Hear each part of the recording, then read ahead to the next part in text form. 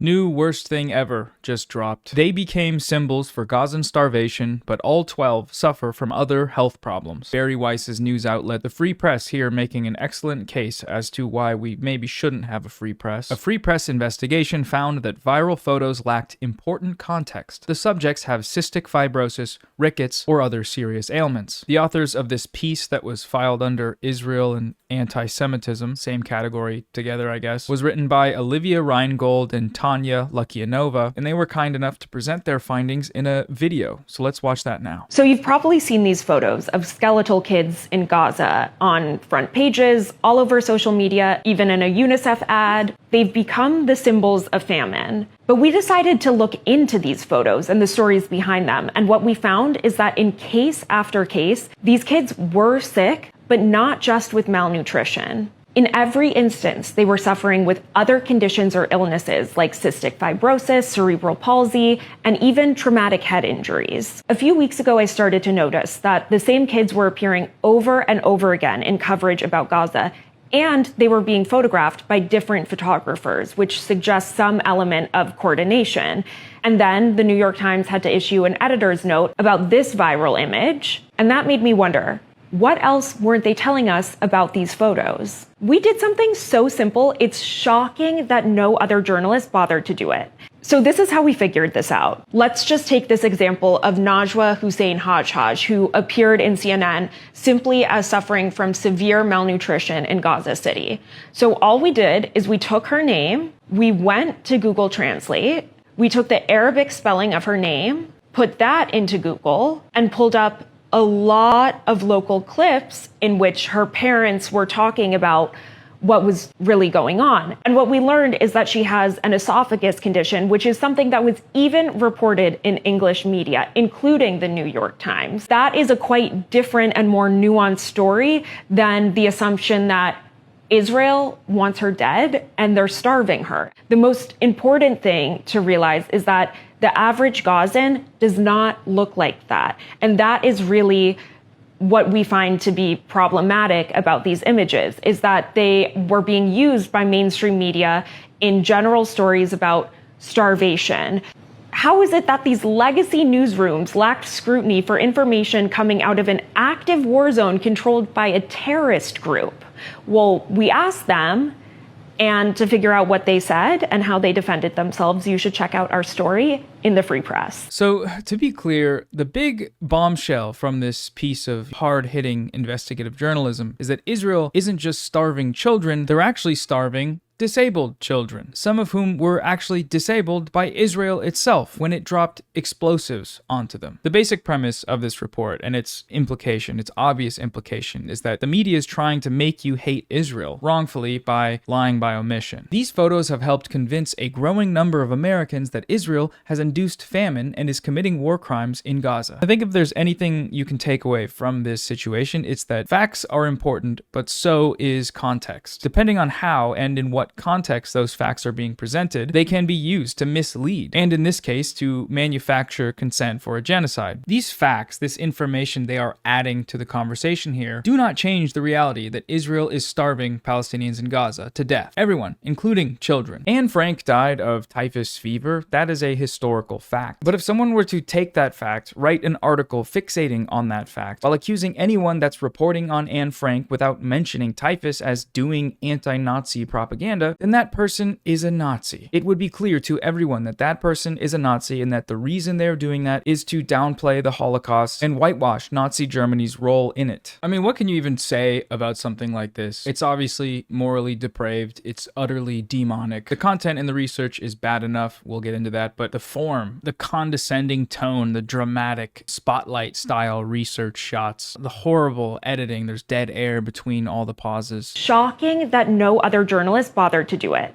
So this is how we... And it's framed as like a research tutorial for all the idiot, stupid journalists that weren't genius enough like them to figure out how to use Google Translate to deny the Holocaust. I mean, it's just something special. Part of their response to backlash over this story is, aside from, blaming it on anti-Semitism, which is something that Oliva Reingold is doing, can't think of a better way to create anti-Semitism, doing Hitler shit and then blaming it on the fact that you're Jewish. Crazy. But they're also playing dumb. They're acting like they're just there to report the facts, and anyone that's getting mad at it is triggered scared by these facts and can't handle the truth. For the past 24 hours, I've been getting thousands and thousands and thousands of hate comments, DMs, death threats. And then eventually I started to notice that some of the comments were from people I actually know in my real life, including this one, which was so iconic. I'm actually going to put it on a t-shirt.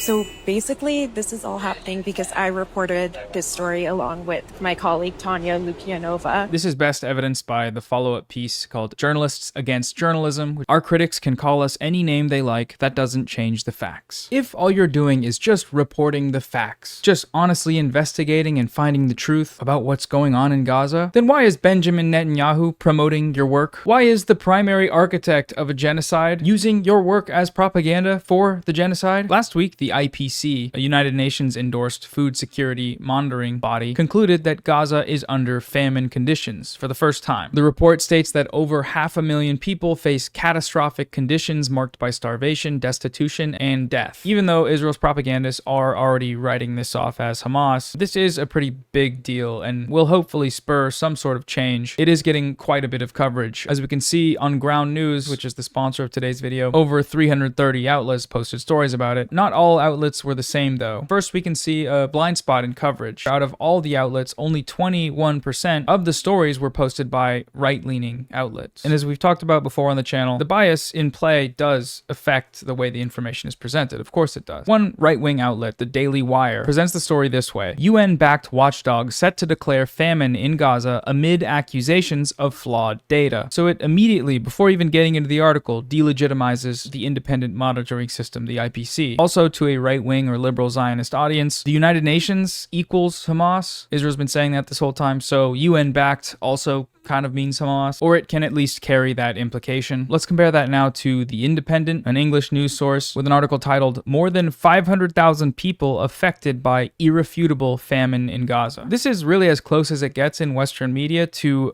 being honest about what's happening, using adequate language. 500,000 people are starving to death, and the experts aren't debating. That's what's happening. You have Amnesty International, one of the leading human rights groups in the world, with an explicit call to halt Israel's military action, or even NBC, which is ultimately a liberal outlet, names the perpetrator. The UN is blaming Israel's obstruction of aid. That obstruction is not treated as a claim either. It exists on its own as a reality. Go to ground.news/Noah. Save 40% on unlimited access to the Vantage plan using my link this month only. Much like the evidence of famine in Gaza, among the experts, there's no dispute as to what the cause is. It's Israel. Over 100 aid organizations, including Save the Children and Doctors Without Borders, have come to the same conclusion. The famine is being caused by Israel's blockade of essential humanitarian aid and food supplies. And there's only one solution, which is an end to the genocide and an immediate full allowance of humanitarian aid into Gaza. Israel doesn't want this because Israel is committing a genocide. This well predates October 7th as well. Israel has decimated Gaza's ability to produce food. They destroy crops, they kill livestock, as well as repeatedly killing Palestinian farmers and fishermen. Palestinian boats have broken down since the latest Israeli war on Gaza in 2014,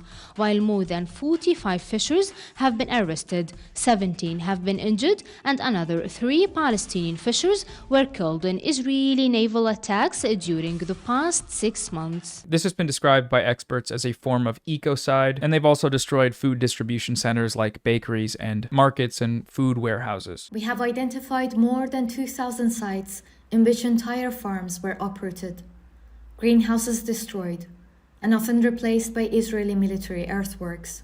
Since October 2023, almost 1/3 of Gaza's greenhouses have been destroyed. And remember last year, the ICC's arrest warrants for Netanyahu and Yoav Gallant, they were issued for the use of starvation as a weapon of war. So none of this is new information. This story from Oliva Reingold and Tanya Lukyanova of the Free Press is just one example in the broader campaign of atrocity denial, this particular form of it being downplaying famine. It's sort of the last stand for the Hollywood trope, the idea that the images coming out of Gaza are concocted or fake or exaggerated, that they're produced produced by Hamas to evoke sympathy from the world. This has always been a really important propaganda strategy for Israel. You know, when so much footage comes out of you committing genocide, that's really the only way you can respond, is by calling things fake or AI and denying reality. For the starvation denial, there's lots of arguments they use. You know, they'll claim that images with starving children that are next to healthy parents or parents that don't appear underweight, that's proof that there's no famine. Usually this is done in like the most disgusting way possible. You know, accusing mothers of hoarding food and fattening themselves while their children starve in their arms. If we step out of hell for a moment, we can see the reality, which is that children starve faster and sooner. They have specific nutritional needs that, when denied, make them more vulnerable to starvation. That's why these images exist. Another thing Zionists will do is share footage from markets and restaurants in Gaza to say, you know, see, there's food here. Everybody's lying. In reality,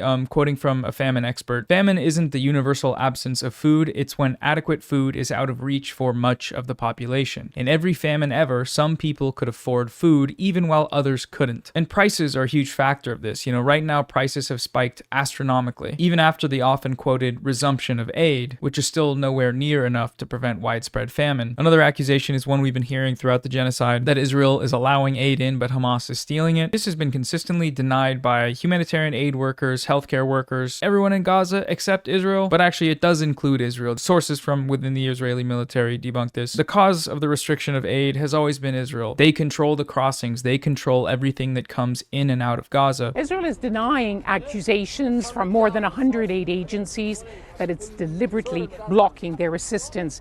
It blames any shortages on the agencies themselves as well as Hamas.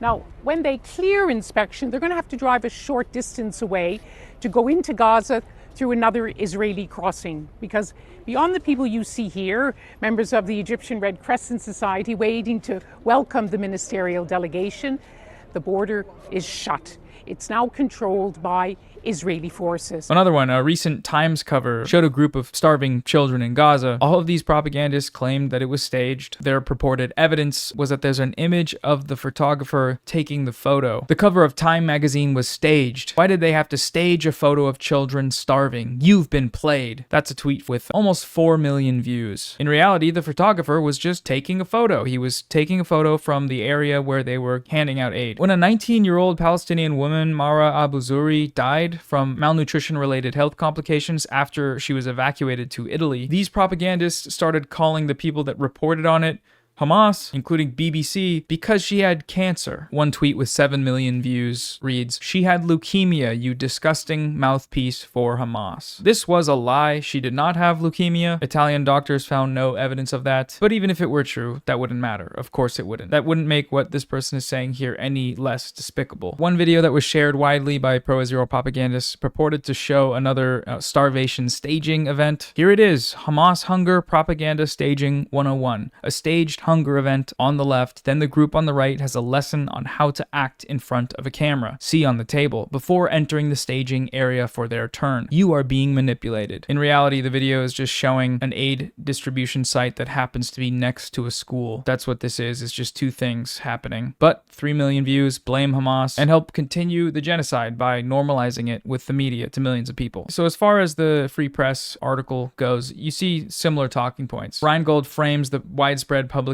of these photos as a conspiracy, just like Pally would. She calls it a coordinated campaign, implying collaboration to mislead public perception. They were being photographed by different photographers, which suggests some element of coordination. In reality, multiple photographers taking and publishing photos of the same thing is just what journalism is. They're supposed to report on what's happening, and that's what they did here. To show the media's supposed anti-Israel bias, Reingold also cites the New York Times public correction for its Gaza is starving story. On Twitter, she referred to the publication of the photos as a lie by omission. This example is actually evidence of the opposite. The public correction was only made as a direct response to pressure from Zionists accusing them of being Hamas for publishing the photos without listing the pre-existing health conditions of the children. Paving to public pressure from Zionists to issue a correction, one that is never issued to previous instances of pro-Israel journalistic malpractice, like Screams Without Words, the blatant atrocity propaganda in late 2023, is only something you do if you are a Zionist outlet. And that's what the New York Times is. Every analysis that's been done on the coverage of the Gaza genocide by the New York Times has shown them to be a Zionist outlet. The New York Times staff, everywhere from reporters to executives to editors, it's full of people with direct material ties to Israel, the IDF, pro-Israel organizations, stolen Palestinian homes. This is why it's utterly insane to attempt to make a victim narrative here. And if you notice, the only other people trying to do that, aside from the Free Press, are people dedicated to defending Israel's genocide. People like Benjamin Netanyahu, who threatened to sue the New York Times for their coverage here and for the correction not being prominent enough, despite it getting tens of millions of views on social media. The Free Press isn't like a small fringe outlet. The Free Press is in talks to be bought by major networks like CBS for hundreds of millions of dollars. And these so-called journalists aren't fringe figures either. Olivia Reingold was an editor and producer at Politico. She's worked for NPR. She interned with a member of Congress, and she graduated from Columbia Journalism School.